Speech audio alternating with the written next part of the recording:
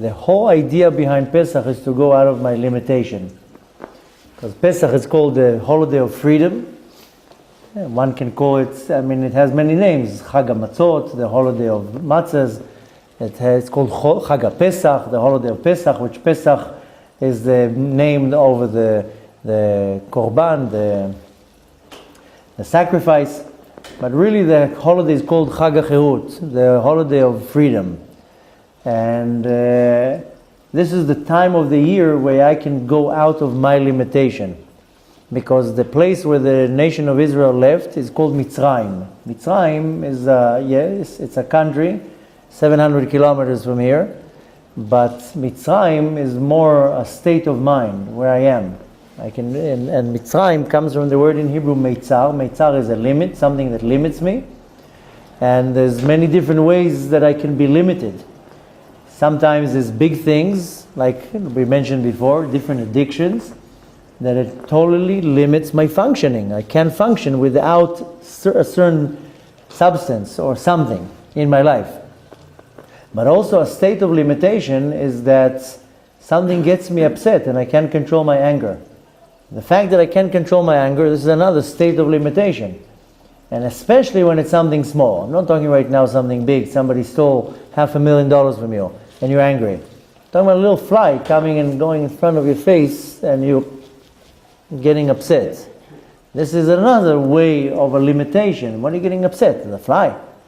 So a state of limitations is anything that limits me, that I'm not free to do what I'm supposed to do. Now, I also have to make a big definition. What is this state of limitation and what is the definition of freedom? When Moshe Rabbeinu came down from the mountain, right after Pesach, you ask now an average individual, what did Moshe Rabbeinu bring down from the mountain? Then they'll tell you, he brought down the Torah, which is true. But he really brought something more profound. He brought down from the mountain freedom.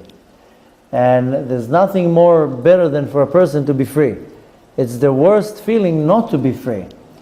And you can be not free in a country, that the country locks you down. You can be not free that whatever, the authorities are chasing you down. You cannot be free in a relationship. Sometimes you're stuck in a relationship and you're like a prisoner in that relationship and you're not free. And sometimes it can be many other things that takes away your freedom. And there's not worse feeling than not having your own freedom to do whatever you want. Now, to do whatever you want, literally, that's really not freedom. That's just being, very immature and very reckless, just to do whatever I want. That sounds like a teenager says, just leave me alone, let me do whatever I want. That's really not freedom. That's just being wild without any boundaries. The real freedom is that you are happy and that you are content and nothing limits you. Nothing anchors you down into the ground. So last class on Sunday we talked that I need to first recognize what limits me. And I said a very simple thing. You take a piece of paper and you write on the right side of the paper all your good character traits and all your good values and your good virtues and all the good things that you do and you have in you. And you have to be honest. You can't be arrogant here and start writing, I'm so amazing and I'm so great. But rather to write, I'm very charitable, I'm very kind, I'm quick to help, I don't judge so fast, I'm patient, whatever it is. You write all the things that you see that are good in you. So you can empower them. And more than that, so you can also see that I'm not such a loser when you start writing all the bad things. So there's a good balance. But right after you're done with that, you want to start writing all the bad things that you see in yourself. And here, in order to do it, you have to use the method of the cleaning. The cleaning, you said before, it's very, you said inspiring and purifying. Cleaning also humbles you. Even if you're looking at something physical, you clean. You're on your hands and your knees. You're touching dirt. Sometimes the cleaning is, you have to clean, things that are not so nice. Dishes that are left in the sink for 3 days and other things that are they're not so pleasant to touch. So it's also humbling you. So in order for me to really see my bad points, I have to be humble. If I'm humble in the right way, then I will accept the criticism that's coming from all directions. But sometimes the criticism from people is limited, because you can tell me that you see in me a fault, or you can tell me that you see in me a fault, but you don't see everything. You don't know what's my mind thinking about, and you don't know if I'm really lazy. I can pretend that I'm very not lazy, and really I am. And I can pretend that I'm very courteous or charitable, and I'm really not. So really the only one who knows is you. You're really the only one who knows where you would like to change.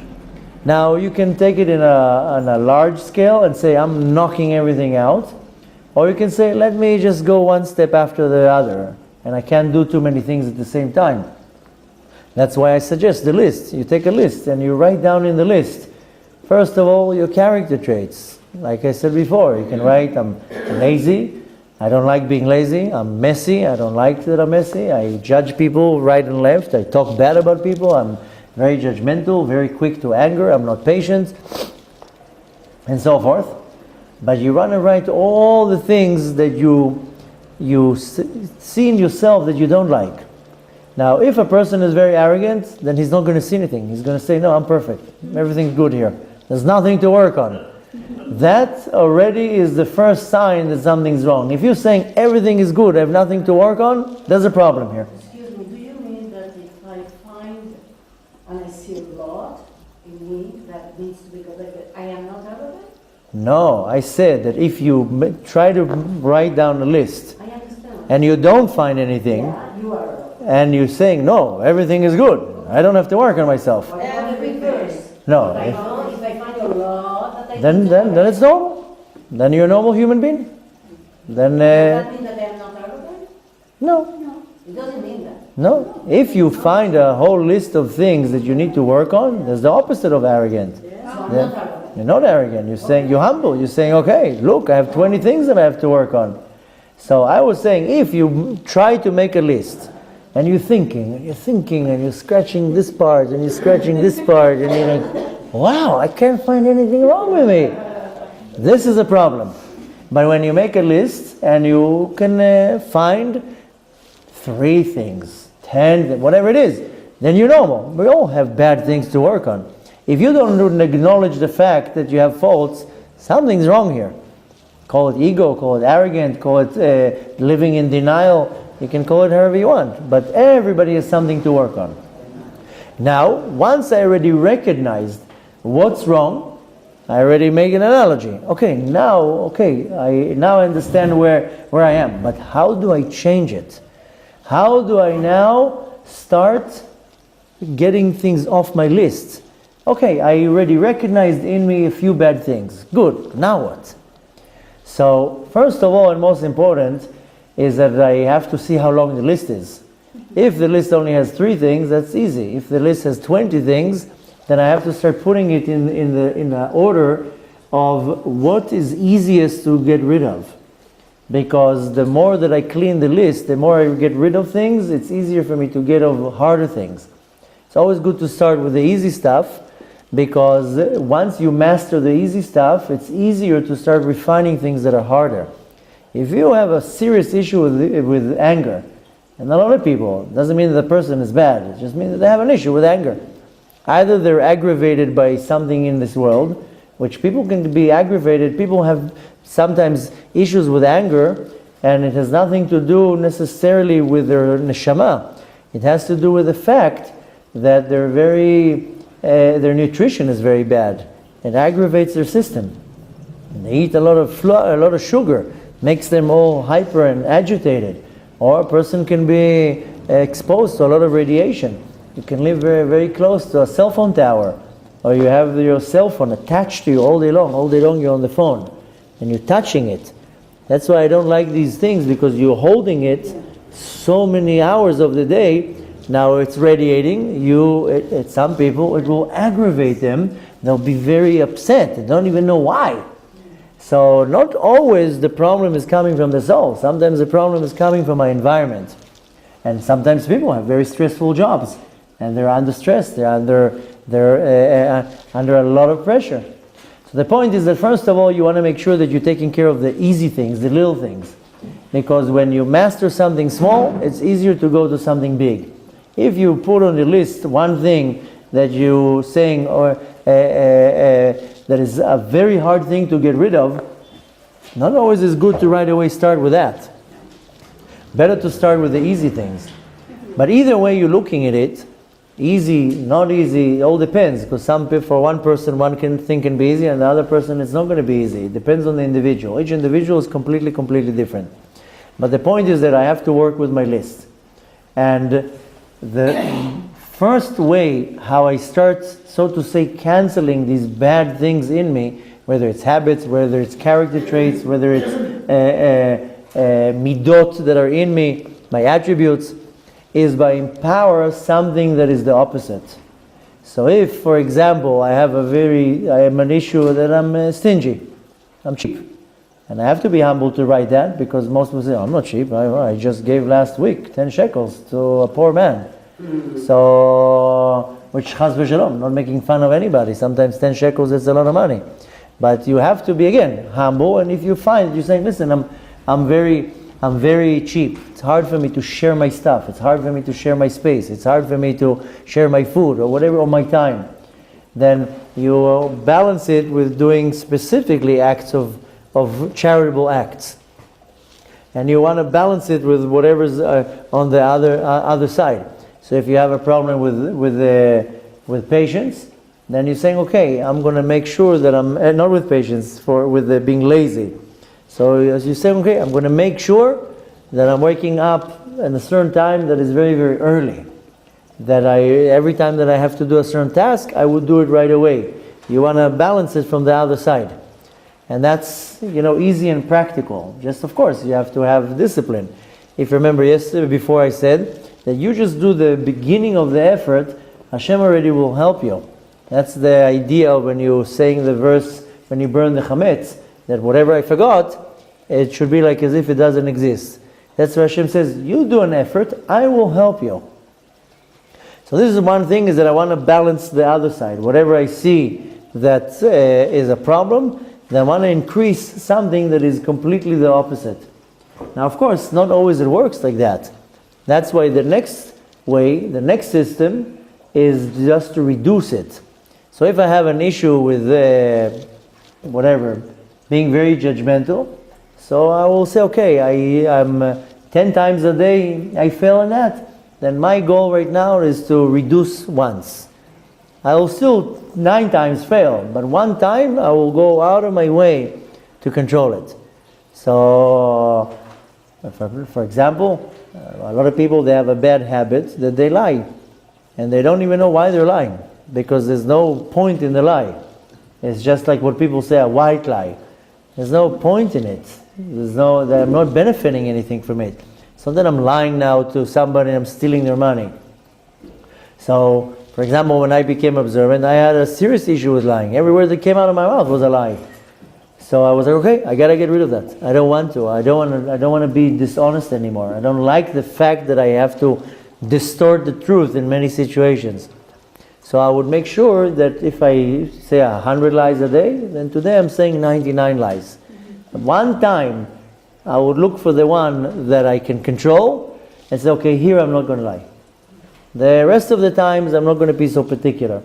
But the point is to start reducing the damage, so to say. And then another approach that one needs to acquire is the knowing how to say to yourself no. Because why do I would be considered limited in a certain situation that I don't know how to say to myself no. That's why when parents spoil their kids too much, it's very bad. They're messing the person up. Sometimes you see parents, I know you want to be nice to your kids, you want to give them things, but you're messing up their personality. And a spoiled kid becomes a spoiled adult. And a spoiled adult doesn't know how to deal with life. Why? Because that person doesn't know how to say to himself no. They know how to say no to everybody, but not to themselves. And you need to know how to say to yourself no. Because I have a certain motion that is called I want. That's why now all the technology is iPhone and iMac and iPad and I this and I that and iTunes because it's about me. I need to know how to cut this I. That is not going to be I want. Who cares what you want? Nobody's asking you what you want right now. You know, our kids every day, they come down in the evening, what's for dinner? Food. No, but what are we eating? We're eating food. But what? Doesn't matter. We're eating food. Say thank you, have food. Okay, we're eating so-and-so, but we had that 3 days ago. I think what I'm consulting you, what you are creating the menu in the house, say thank you that you're getting food. So the thing is that I need to put myself under discipline that I control the I want. And the I want is coming from a place of arrogance, a place of ego, that I want. I don't care what you want, I care what I want. It has to be my way. I need to know how to control my I want. Now, here it's what I'm talking right now is more practical things, but the essence, the power to that, that's the only way how you can actually achieve it, is that in your essence you are ready to do that change. And this is all connected to Pesach, because Pesach is the time where you actually can apply that. Because really, why are we celebrating Pesach? One can argue and say we're celebrating Pesach because 3,400 years ago we went out of Egypt. Okay, that's the truth. We left Egypt. But why are we really celebrating Pesach? Is because on that day, on the 15th day of Nisan, 3,400 and some years ago, then Hashem came down to the world. He didn't send an angel. He didn't send any messenger. He says, Ani velo malach, ani velo sarav. We're going to read it in the Haggadah next week. He says, I came down. Hashem himself came down to the world, and he permeated a certain power in the world that any person and any generation in the future, in the present, will be able to go out of Mitzrayim, to go out of their limitation. Hashem has placed us in a world of limitations, because in the spiritual world, there's no limitations. It's spiritual. There's no boundaries. There's no size to anything. But Hashem says, okay, I want you to become out of limitation in a place of limitations. So I placed you in a world that everything is limited. How did Hashem create the world? He limited His godly light from shining in the world. This is called tzimtzum. The Kabbalistic term is tzimtzum, a contraction. You think Hashem removed Himself from the world? Hashem is here, and every corner of the world is full of the presence of Hashem. Hashem didn't remove Himself. He concealed Himself. He hid Himself. But He didn't remove Himself. Now that's taking something that is not limited and putting it in a place of limitation. This is called bli gvul, something without limitation, in a gvul, in something that is limited. And that's the whole idea. Hashem says, I want you to go to a high level, therefore let's see you going out of your limitation. I will put you in a state of limitation to see if you can climb out of that limitation. And what would you gain? You would gain freedom. And this is a game. I mean, after all, this whole world is a game. I mean, why do you think we came here? We definitely didn't come here to be on Facebook. We came here to the world to refine myself. And I work on myself, and I grow out of my limitation. And a successful individual, or I should say a happy individual, is a person that is not limited. And if I'm limited in one way or another, I'm not a happy person. At the end of the day, what is it all about? It's about being happy. We are a creature that wants to be happy. And if I'm not happy, then I'm sad, then I'm depressed, then I'm upset. And I will do anything in my power to be happy. Just that most people don't know what really brings them happiness. So they'll buy a cookie because they think the chocolate taste will make them happy. So they're happy for 3 minutes. And then they'll buy a new phone, so they're happy for another month. A dress, a nicer car, a vacation. So we're trying to constantly please ourselves. If you would know that whatever it is, the cookie or the new dress is really not going to make you happy, so you're saying, why do I need another dress? I have like 40 of them. Why do I need another pair of shoes? I have already 10 pair of shoes. What, another pair is going to make me happy? I'm not talking right now when you need something. You need shoes, you buy shoes. If you have 17 pairs, you don't need another one. You're just buying it because you, deep down inside, in a very not revealed way, you want to satisfy yourself. So we go to a restaurant, we see a movie, whatever it is. And again, I'm not saying that you have to live a life of poverty and suffer all day long. That's not what I'm saying. But we try to cushion our life with all sorts of things. Why? Because deep down inside there's a sadness. There's a void. Now some people, the sadness is out of control. And it comes in as depression or many other forms of sadness, and it's not in control. The person can't control themselves even. And sometimes it's not so bad. But nevertheless, most people are not really happy. When it boils down to the end of the day, you know, when you measure the happiness, is that late at night when it's time to go to bed and you're lying in your bed and you cover yourself with a blanket, the phone is off, Facebook is you logged out, everybody's sleeping, and then the wheels start turning. Now sometimes you can hear the squeaking of the wheels, and that's going to cause you not to fall asleep. And then it's midnight, and then it's 1, and then it's 2, and then it's 2:30, and you're thinking, and you're thinking, and you're thinking. So it doesn't matter what you're thinking of right now.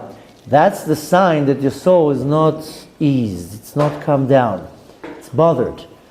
And some people, just because of the sadness or the emptiness or the void, they fall asleep just because they don't want to deal with anything. So it's either you can't fall asleep or you can't wake up, either way. And if it's not in the sleep, this is one form. If it's not in the sleep, there's going to be some type of outlet. So let me drink every day, and let me do this every day, and let me do that. That's basically different signs that the inside, I'm lacking one thing. It's happiness. I just want to be happy. We're a creature that's just looking for happiness. I don't care how the happiness comes. Inject now some type of dose of happiness to an individual, he's not going to run after all the rest of the junk of the world. Just that we don't know what brings me the happiness. And even if I do know that the physical things don't really bring me happiness, and I still pursue them, is because I don't know how to get the real happiness. The real happiness is when I'm free, when I'm not limited to anything. I'm not bound to anything. I'm not tied to anything in a way that puts me in a state of being confined and limited. So the time that I actually get charged with the power to go out of my limitations is Pesach. Every holiday has a certain character trait. That's why the words in Hebrew make much more sense. Holiday in Hebrew is Chag. In English it's a holiday, it's a vacation, it's just not doing something. But the word in Hebrew is Chag. Chag means to go around in circles. So if you're looking at the clock, it has the hands in the clock. They start here and they go around and around and around, and they're always going to come back to the same point. This is called in Hebrew Lachug, to go around in circles.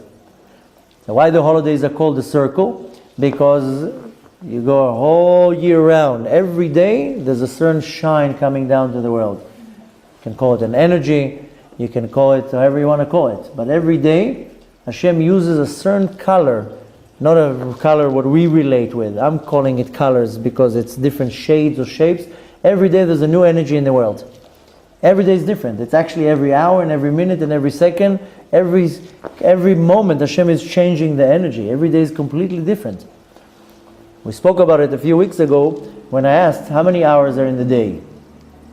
And everybody failed that question when I asked how many hours in the day. Because everybody said 24 hours. And there's not. It's 12 hours in the day. There's 12 hours in the day and 12 hours in the night. So every hour within the 24 hour, which is half a day, half a night, every hour a different combination of Hashem's name, which is manifested into a certain he'ara, a godly shine, is used to create the world. That's why physically the light that you see at 6 a.m. and the light that you see at 8 a.m. is different light. So how it would affect, so the sky will be less blue or more bright or less bright. We attribute it to the fact that the sun is just moving. But really, it's because every hour the name of Hashem, a different combination of letters are forming the energy that creates the world. So every moment things change. Same thing with every day. Every day has a certain energy. How come not every day is Pesach? That we're going to have to ask Hashem when Hashem comes and appears very soon when Mashiach is going to come. We can ask him a question. How come only once a year we have a Pesach? So, but nevertheless, you're right. You can say once a year there's a Pesach, once a year there's a Purim, once a year there's Sukkot. But you know what? Every month there's a Rosh Chodesh. It's another type of a festival. And every week there's a Shabbat. So we do have things days or times that come more often, and sometimes that come less often. And there's a reason for that. One of the many reasons is because something comes too often, you tend to abuse it. Or you tend to get used to it and you don't take advantage of it. Something expensive comes once in a blue moon. Something cheap will come all the time. How often do you go to have a beautiful meal in a fancy restaurant? Once a year, it's a birthday, everybody's going out. Why aren't you going every day? It's expensive, I can't afford it. So, or if I would go every day, let's say I do have the ability to afford it, if I would do every day, then it's not going to be exciting anymore. If you do the same thing every day, what's the excitement? Now you need a new excitement. So once a year Pesach comes. Now we attribute Pesach to eating matzot, to cleaning the floor, not to eating chametz. This is not what Pesach is about. Pesach is about going out of Egypt. And Pesach is about connecting to the energy of the week, especially for the day of Leil Seder, that energy, when I feed from it, it will give me a certain energy. If you're going to eat oranges, you'll get vitamin C. If you're going to eat carrots, you'll get vitamin A. You'll eat this, you'll get some type of a mineral, whatever it is. So I get connected to Pesach. It will give me the energy of going out of my limitation. Doesn't matter what level of limitation it is. That's why we prepare by cleaning and preparing and everything. So I need to take the mystical part of it, that I have to connect to Pesach, but I also have to take the physical part of it, is that I have to prepare and saying, what is my wish list? My wish this year is to quit smoking. My wish this year is not to be so angry. And my wish this year is not to be so judgmental, or I want to have more energy, whatever it is. I have to make a wish list. Because when I have a wish list, it's when I switch something in my mind. That's why I specifically say, write it down. Don't do it in your mind. It doesn't have the same effect. When you write it down, you actually putting into the existence of the world. And you want to make a switch in your mind, because you can't get rid of something bad if you don't really want to. How do you get rid of something? Is when you really want to. So the point is that I have to work on both terrains. I have to work on the spiritual part. When Pesach comes, I have to focus myself. I have to align myself with this energy. How do I align myself? I observe the holiday. That's it. Hashem says that you don't have to work so hard. Just observe the holiday. Don't work or drive or do anything for 24 hours or 48 hours if you live outside of Israel. Just follow the rules of the holiday. This year it's easy because it falls on Shabbat. So it's just observing the Shabbat. The holiday and the Shabbat is the same thing. The difference between a Yom Tov, a festival, and Shabbat is that on festival we're allowed to cook. That's it. And only allowed to cook for the sake of eating, not cooking for fun. But nevertheless, how do I tap into the light? Observe the holiday. And above that, our sages said you want to make sure you're tapping into the light, then follow the Leil Seder. I know to the most people it's boring, it's long, it's reading a lot of text, I'm starving, so eat in the afternoon. If you think you're going to be hungry in the Leil Seder, so eat in the afternoon. What's the big deal? If you think you're going to be tired, so take a nap in the afternoon. But you want to take advantage of these 5, 6, 7 hours of the Leil Seder, that you follow everything, you read. I know, in the beginning for me it was also very boring. I couldn't stand the Leil Seder, reading this whole book. I don't want to read a book now, I want to eat. But Leil Seder is not about eating, it's about reading. It's about connecting to this energy. But needless to say, I have to make also the switch in my mind. It will not work if I didn't make the switch in my mind, that I actually apply it. And the way to do it is, like I told you, you have to acknowledge your downfalls, your bad character traits. And you want to start working on it. And you start working on it before Pesach, not after Pesach. That you make the list and you're saying, okay, I want to work on my anger. Okay, so let me now reduce the anger. Like I said before, you want to empower something from the other end. So you start working on the fact that you want to be calm.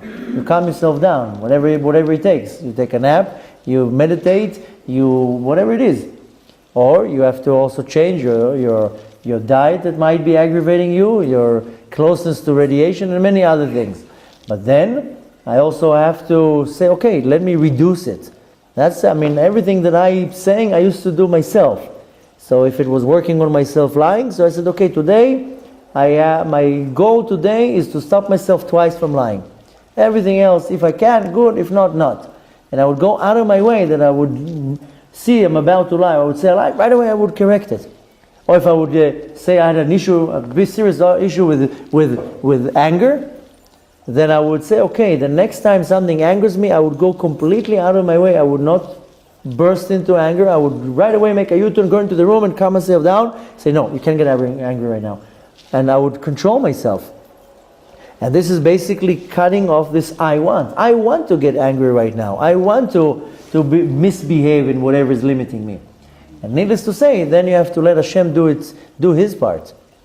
So the point is that we want to focus on where we are holding in the time of the year. It's a very auspicious time. It's a time to really reflect and to say, okay, I want to change. Why? Because I'm not happy with where I am. I'm not happy with my faults. And you know what? I also have to practice here a big mitzvah that is called Ahavat Israel. If I have an issue with anger, my wife suffers. My kids suffer. If I have an anger with issue with anything else, everybody around me suffer.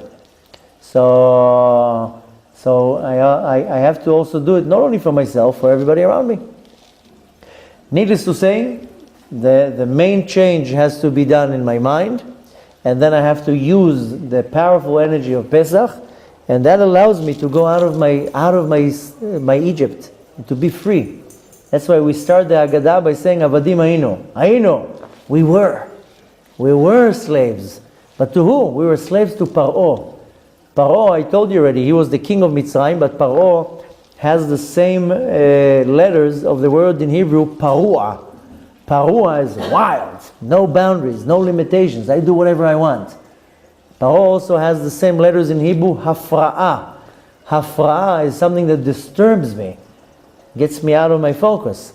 So I was a slave for being wild. To Paro, I was a slave to being distracted. Now they call it ADD. There's no such a thing as ADD. Just stop eating sugar. You're not going to have ADD. People are inventing all sorts of words. 40 years ago? I was in school 40 years ago. There wasn't such a thing as ADD. Suddenly it came to the universe. No, because when we were kids, I didn't eat sweets all day long. I grew up on oranges and cucumbers and tomatoes. I didn't grow up on Bisley and Bamba and all this junk and Cheetos, whatever it is. You know, the school where we send my kids, they have a rule there. You can't send the kids with treats. Because the principal says if you're going to feed your kid in the morning, Shoko is this chocolate, this sweet chocolate milk, and you're going to give the child a few other things full of sugar, then the child will be like this. There's nothing wrong with him. He's just, you injected a lot of sugar into his system, so of course he can't pay attention. And he's all like, you know, he can't be focused. I didn't have that when we were kids. We didn't have ADD 40 years ago. Maybe I had a different definition to it.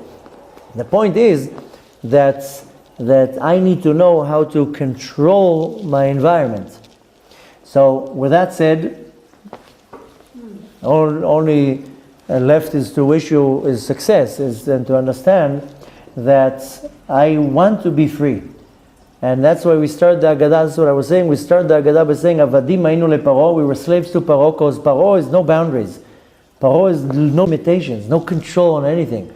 And where? B'Mitzrayim. That's what the verse says. That's how we start the Haggadah. Avadim Hayinu leParo b'Mitzrayim. We were slaves to Paro in Egypt, in a place of a limitation. And a limitation in Hebrew, the word that it's using is Mitzrayim. Mitzrayim is a meitzar, something that is limit. And meitzar, if you break it in half, is tzar. Tzar is narrow, tzarut. That there's no spacious. There's no what's called merchavim. That's broad and comfortable. So I'm basically becoming uncomfortable in my own environment. And that's what's going to cause a person to become aggravated and sad and depressed and no sense of hope and low self-esteem and all these things. It's coming because I'm narrow. I'm confined into things that limit me, and I'm the one who's responsible to that. I'm the one who can say, enough is enough. I don't want to be that. And it can be done, because I went out of my Mitzrayim. Now it's going to be my birthday soon, my spiritual birthday, 17 years ago. It happened, my near-death experience happened on Pesach. That's when it happened. That's when I made my change.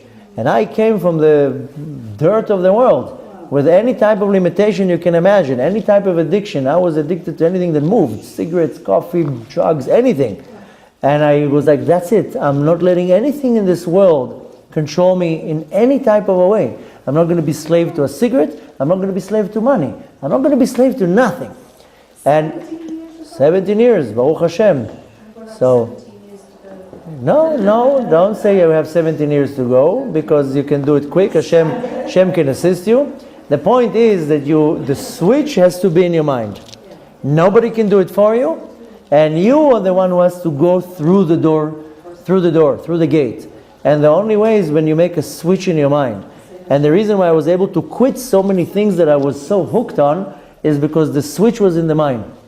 I was like, I'm never smoking. I don't want to smoke. I don't even, you know why I couldn't quit smoking for years? Because I loved it. I loved sitting and smoking and having a cup of coffee and whatever it was, whether it was a beer or what, sitting with a cigarette, shooting rings. Oh, I knew how to shoot rings real good. I was real good with the rings. And the whole pose and I liked it. I actually liked it. That's a bigger state of limitation. That's the denial that you actually like something. And that's where you have to make a switch in your mind. Yeah. Forget about short in your life. You know how expensive it is.